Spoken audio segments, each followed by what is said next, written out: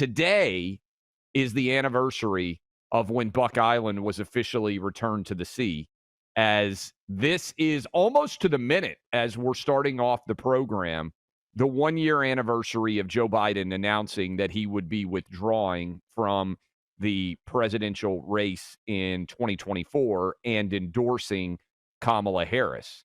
And all of that, when you talk about June 27th, July 13th, and July 21st, that 3-week period, which was so chaotic for so many people out there, including all of you who hung out with us throughout that entire process, it's really already now in the history books. But I do believe that that 3-week period, in almost the lives of anyone out there listening, unless you were alive when and remember when maybe FDR died in office, I'm not sure we've ever seen anything like that. I know the JFK assassination and everything that unspooled there was incredibly traumatic. 1968, MLK, RFK, and getting assassinated in the wake of JFK. All of that period, I think probably the historical analogy that is most prescient, most applicable would be 1963 to 1972-ish of what we have been through in the last decade or so. But I do think it is worth reflecting, because I think in the minutes and the days and the passions of the moment, sometimes you can lose the forest for the trees. To think about where we were a year ago and where we are here, as effectively the first 6 months of the Trump administration has now been put in place. Buck, I was looking at the 20-part promise, basically the platform that Donald Trump put in place in 2024. I'm not sure we have ever seen a president do exactly what he told us he was going to do more than Trump has, if you go back and look at the 20-part pledge that he made. And we should link this and put it up at clayandbuck.com, because I think sometimes people forget what exactly was said. And look, it's politics, so there's all sorts of promises made and all these different angles that are associated with it. But I truly do not believe we have ever seen a president deliver more of exactly what he said he would. And we have cut 5, which is Joe Biden announcing that he is dropping out of the race. And here that is. Remember, he didn't actually publicly address it for several days. I mean, he put up the statement and then just basically went dark. And I will say, the original Sin book that everybody, I get it, Jake Tapper's a big liar and he pretended he didn't know. But from a historical record perspective, they actually do a good job of covering all of the pressure on Biden in the 3 weeks post-debate that slowly was building, that really there wasn't a tenable option. Everybody effectively in the Senate and the House was demanding privately over and over again, he has to go. But here he is giving his farewell address. I think, again, thankfully, Biden is gone. I think it's the worst presidency that any of us have lived through. But it is kind of crazy to think about all the things that have happened since this moment. But listen to Biden saying goodbye. You know, in recent weeks, it's become clear to me that I need to unite my party in this critical endeavor. I believe my record as president, my leadership in the world, my vision for America's future, all merited a second term. But nothing can come in the way of saving our democracy. That includes personal ambition. So I've decided the best way forward is to pass the torch to a new generation. That's the best way to unite our nation. You know, there is a time and a place for long years of experience in public life. But there's also a time and a place for new voices, fresh voices, yes, younger voices. And that time and place is now. Now the he argument, sounds like Buck, he's that- making, he sounds like he's making a hostage video.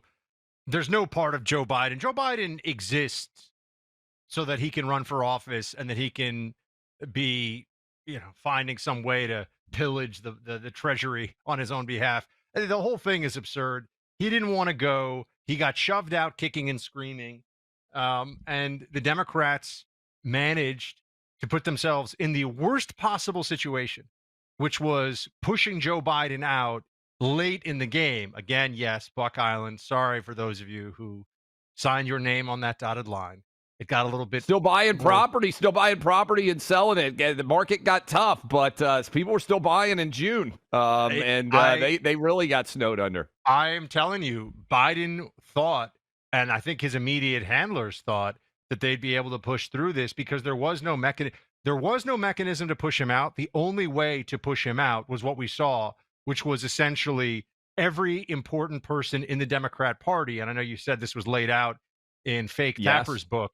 Every person in the Democrat Party saying, you aren't just going to cost us the presidency, you're going to cost us a 60 Senate vote threshold and the biggest loss in the House we've ever seen, et cetera, et cetera.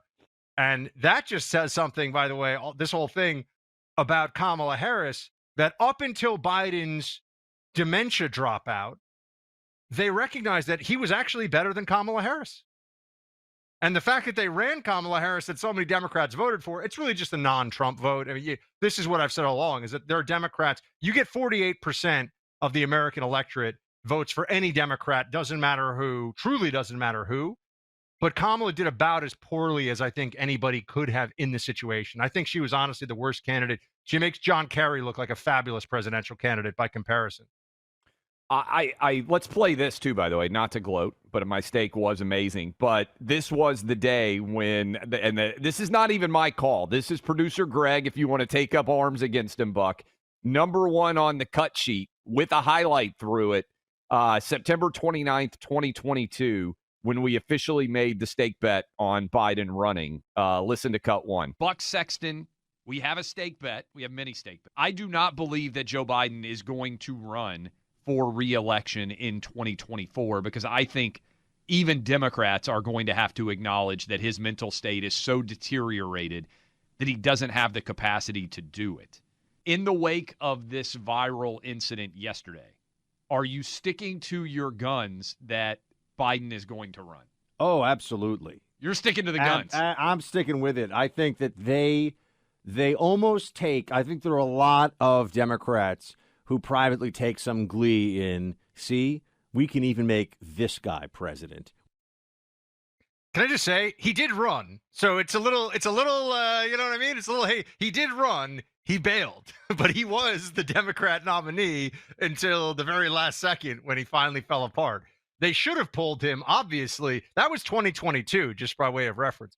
2 years before Biden's running. I'm like, he's going to do it. He's going to do it. That was 2 years of additional brain deterioration, Clay.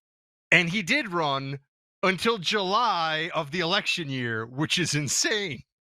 And again, what I will say about the book Original Sin, it really is analogous to when the king has lost his marbles historically, because thankfully we don't have that many American president analogies where the president is unable to do the job. There's the Woodrow Wilson stroke story where Edith Wilson basically ran the presidency. Now, that was in a different era.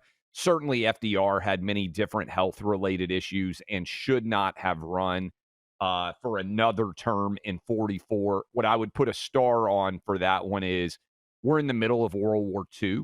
And I don't think it would have been smart, even if you knew FDR was potentially going to die. That's one where I would say, hey, you don't want to switch chief executives in the middle of a global world war and try to bring in somebody new, change office in January of 45. How might that have changed now? As you well know, we almost, in a perhaps worse situation, it's tough, World War II versus the Civil War, which one was worse for America?